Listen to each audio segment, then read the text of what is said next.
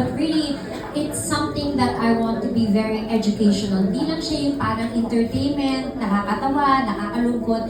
It's something na gusto kong matutunan nila, like things that you can do for your career. Actually, I think they should expect more. More ba? Yeah, so much more. Para siyang multiple roller coasters na masusuka kayo at some point.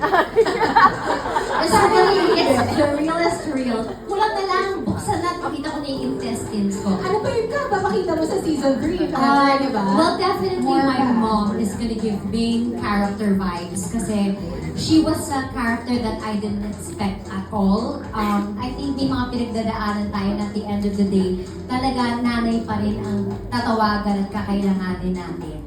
So, ngayon na bumalik na siya, there's just so much to that you didn't expect that you will see. Ano pa ba? The usual fashion week, but really, it's something that I want to be very educational. Di lang siya yung parang entertainment, nakakatawa, nakakalungkot. It's something na gusto kong matutunan nila, like things that you can do for your career, stuff like that, how I create content. Yes.